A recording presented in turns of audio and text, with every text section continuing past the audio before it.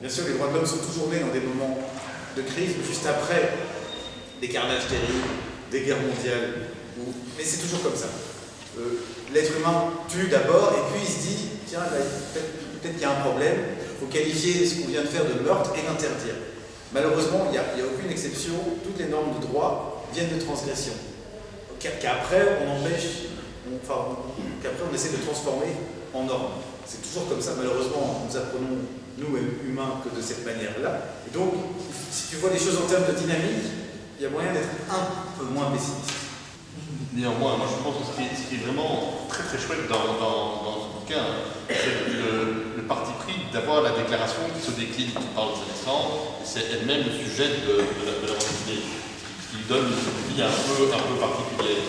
Est-ce que dans le contexte de populisme ambiant dans lequel on est, où certains à Anvers peuvent dire qu'il faut réviser complètement la Convention de Genève qui parle des réfugiés ou d'autres textes de ce type-là, est-ce qu'il y a une chance, ou je dirais un risque plutôt, qu'aujourd'hui certains disent ok, on réécrit ces textes, on les modifie, après tout il suffit d'un accord entre États. Oui, bien sûr que c'est possible. Bon, il suffit de regarder l'actualité internationale pour voir que tout est possible, même le plus improbable, le plus imprévisible.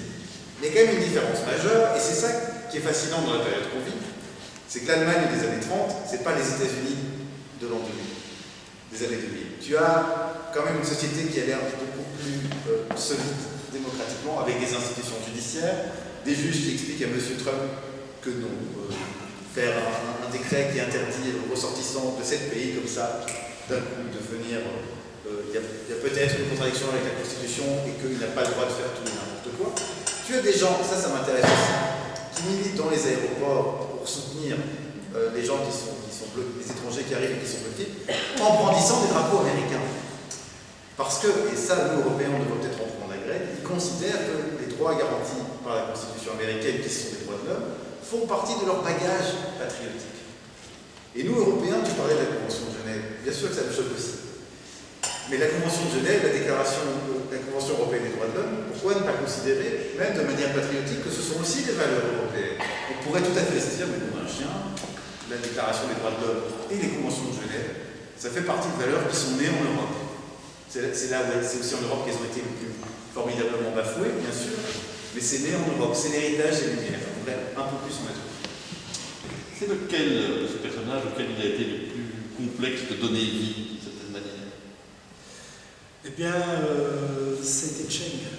D'accord. Tu peux t'expliquer de qui il s'agit? Alors, Cheng est un des personnages les plus importants dans la rédaction de la charte, puisqu'il représentait avec Malik quelque part la culture orientale. C'est un Chinois, diplomate lui-même.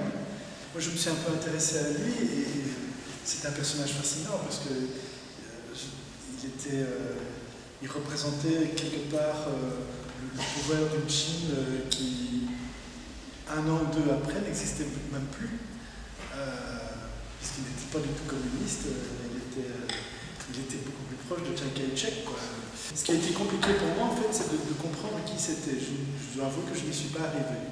J'ai eu plus facile, en fait, à m'approprier graphiquement quelqu'un comme Malik, Charles Malik, qui lui était diplomate. Qui lui est libanais, que Cheng, qui était chinois, et je n'ai pas eu les clés pour le comprendre. Ouvrir le débat, excellente transition, puisque dans l'agenda qui nous a été donné, il est prévu d'une participation avec la salle. Donc je vous propose peut-être de prendre une première série de questions, si vous en avez quelques-unes à poser à François et Thierry. Ils sont tous à vous. Je trouve que maintenant, on vit dans une période de traumatisme à nouveau et qu'on s'éloigne tellement de ce concept de droit de l'homme. Du moins, l'homme de la rue ne se le réapproprie plus. Quelle serait votre réflexion? On sent venir autour de nous des discours du style mais peut-être qu'on est trop gentil, trop naïf, qu'une partie du monde est beaucoup plus ancrée sur la défense de sa propre sécurité, la défense de son espace vital, et que forcément parler des droits de l'homme paraît complètement décalé. C'est pour ça que moi je suis un très pessimiste à court terme, mais je suis un optimiste à long terme.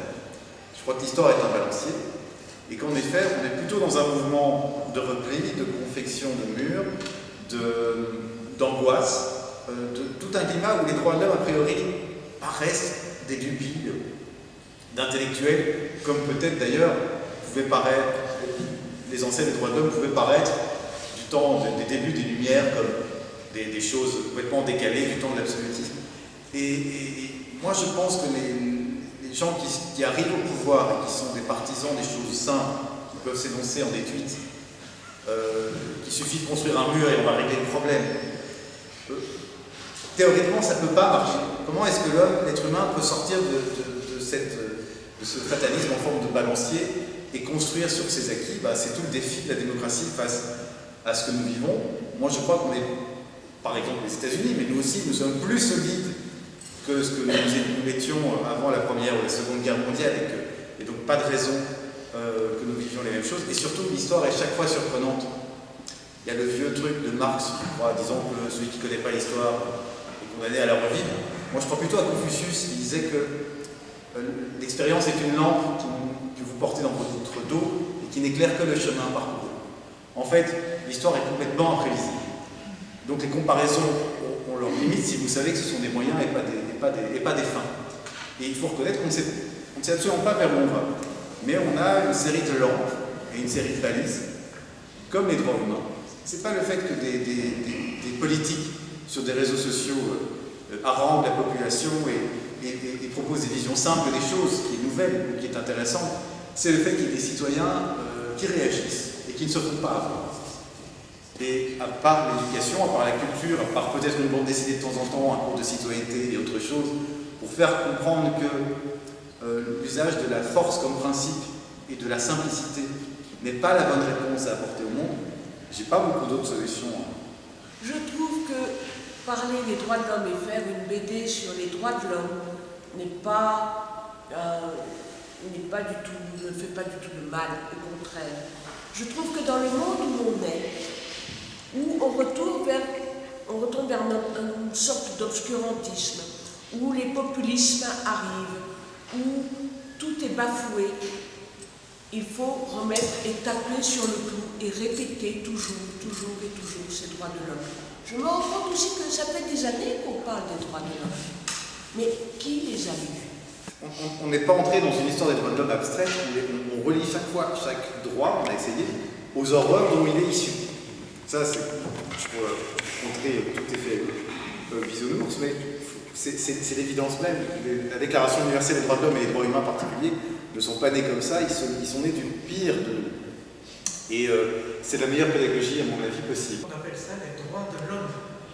Mais évidemment, à l'époque, c'était pas gênant. Mais maintenant, c'est un petit peu gênant dans la communication. Et les Canadiens, les Québécois disent les droits humains, les Espagnols disent derechos humanos. Nous, on parlerait peut-être plutôt de droits humains plutôt que de droits de l'homme. C'est une pure question de modernisation et de convention. Mais si on veut que le message passe, je pense qu'il vaut mieux sortir du titre officiel des Nations Unies et peut-être revenir avec ce langage-là. Et c'était important de créer, de formaliser, de formuler mieux les droits des femmes et les droits des enfants. Je ne sais pas si vous l'approchez. Il y a une convention internationale des droits de l'enfant, il y a des textes spécifiques qui protègent les femmes. Pour être honnête, on s'est posé la question du titre.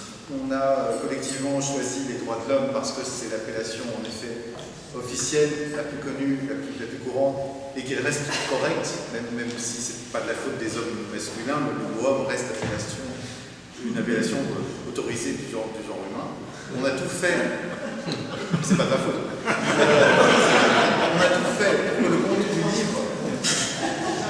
On a tout fait pour que le contenu du livre, jusqu'à la jeune femme qui symbolise l'être humain en couverture, rendre justice à l'ensemble du genre humain. Et je pense que sur l'ensemble du ouvrage, vous y retrouverez. Mais c'est un débat infini. On ne trouvait pas de solution. On a fini par assumer le langage officiel le plus courant aujourd'hui, même si il peut être considéré comme étant pas le plus moderne, et celui qui peut appeler. Mais si ça peut vous rassurer un tout petit peu qu'on se soit quand même posé la question.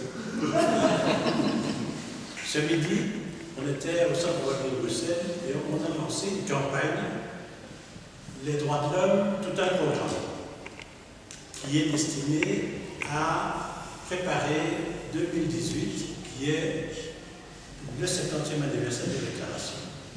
Et on a lancé un programme qu'on a présenté à nos autorités en disant voilà, il faudrait que dans toutes les écoles du pays, à tous les niveaux, à partir de l'âge de 9 ans jusque dans les universités, on soit capable d'ici la fin 2018 d'avoir permis à tous les jeunes de se saisir de cette déclaration et de voir ce qu'eux ont envie d'en faire. La bande dessinée vient juste à temps, dans la mesure où, déjà ce midi, j'en ai vendu 12. Donc ça marche. Mais chaque fois qu'on demande aux jeunes, ou même aux enseignants, parce que vous avez lu la Déclaration universelle des droits de l'homme, eh bien on a quelques mains rares qui se lèvent. Et qu'un des grands problèmes, c'est que les gens parlent de la déclaration, mais ils n'ont pas lu, ils n'ont pas intégré, ils n'ont pas pris. Alors qu'il fait 30 articles. Tout à fait. Et donc, je pense que tout un travail doit être fait aujourd'hui, parce que c'est un travail qui peut le mieux, au moins, participer de la démocratie et de la citoyenneté. Reconstruire une citoyenneté passera par le fait que cette vieille dame est tout à fait respectable.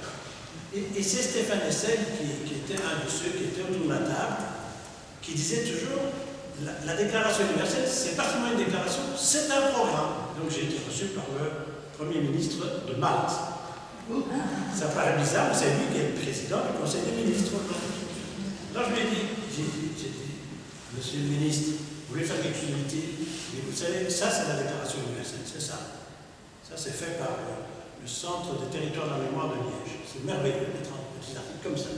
J'ai dit, moi je vous propose de faire en sorte que pour 2018, l'Union européenne amène tous ses États à intégrer à la fin du passeport la déclaration universelle, qu'elle soit dedans. Ce sera une façon de toucher tous les citoyens. Il m'a dit, je prends. Et donc maintenant, je trouve que c'est une campagne qui peut aussi mener, on veut que ce soit dans l'ensemble des passeports de tous les États membres. Les gens ont peut-être le temps de lire dans les avions, dans les... Ben voilà, c'était une petite contribution, mais bravo, monsieur le président. Merci, Pierre. Mais est-ce qu'on ne pensait pas que si on reste sur notre Europe de l'Ouest, ces violations quotidiennes ne sont pas assez flagrantes qu'on pourrait contester et ne risquent pas en fait de s'imposer sur le terme du coup? Mais là, je crois que l'avenir est en train de s'écrire devant nous et que ça va en grande partie dépendre de nous. Donc, nous avons des gouvernements, on peut parler par exemple du nôtre aujourd'hui, qui dansent sur la ligne, qui testent aussi. Et donc c'est tout un débat, notamment par exemple au Parlement ces jours-ci, sur la notion d'ordre public ou sur le secret professionnel qui doit être ceux des assistants sociaux, où on sent bien qu'il y a une bataille sur la ligne. C'est vraiment, on est dans une guerre de tranchées, pardon de cette comparaison, mais c'est vraiment ça, sur jusqu'où ne pas aller trop loin. Bien sûr, j'ai déjà entendu ça aussi, vous critiquez la protection des droits humains qui s'affaisse aux États-Unis et ici, et on vous dit, ok, ben on attend l'ouverture du premier camp de concentration. C'est ça le problème des droits de l'homme, c'est que c'est sur le long terme qu'ils montrent leur intérêt, qu'ils montrent leur efficacité, et qu'on peut vite avoir l'air d'un excité en se disant, mais enfin, vous êtes en train de franchir une barrière folle, alors on va vous dire, mais non, enfin, monsieur, c'est une question de sécurité. Et donc, heureusement qu'il y a notamment des gens comme Benoît et comme quelques autres, pour essayer d'aider à trouver la juste limite et rappeler aux gouvernants qu'ils sont peut-être déjà hors cadre. Est-ce que les franchissements successifs des droits de l'homme vont nous modeler et nous contaminer nous-mêmes, citoyens ou pas? Est-ce qu'il n'y a pas un certain optimisme à voir quand même que sur les autres continents, avec évidemment énormément de problèmes, il y a quand même une certaine amélioration, me semble-t-il, si on pense à la comparaison de l'Amérique latine aujourd'hui par rapport à il y a 30 ans, les pays d'Afrique aussi. Est-ce qu'il n'y a pas globalement, si on essaie de sortir de l'Europe et des États-Unis, est-ce qu'il n'y a pas un certain optimisme à avoir? Il y a toujours moyen d'enfreindre les droits de l'homme, mais ça se voit maintenant beaucoup plus rapidement et facilement, parce que les standards de la démocratie, même s'ils ne sont pas respectés partout, mais existent et donc servent de mesure d'étalon, parce qu'il y a la nouvelle technologie qui ne pose pas un problème, mais qui permettent aussi de diffuser une information. Vous pouvez filmer quelqu'un qui se fait brutaliser et envoyer l'image dans le monde entier tout de suite. Et donc il y a tout de même, voilà, le standard malgré tout, le fait qu'on s'indigne plus vite et qu'on se dise plus rapidement que tout va mal, montre aussi qu'il y a quand même quelque chose en nous de plus sensible au respect des droits humains, peut-être, qu'avant. À nous de voir. Comme pouvoir fort peut faire ce qu'il veut. Et il y a beaucoup de choses qui peuvent se détricoter à partir de notre inaction. Et il y a plein de gouttes qui ne font pas déborder le vase. Donc merci à Thierry et à François d'avoir brisé ce silence. Et merci aussi pour cette soirée.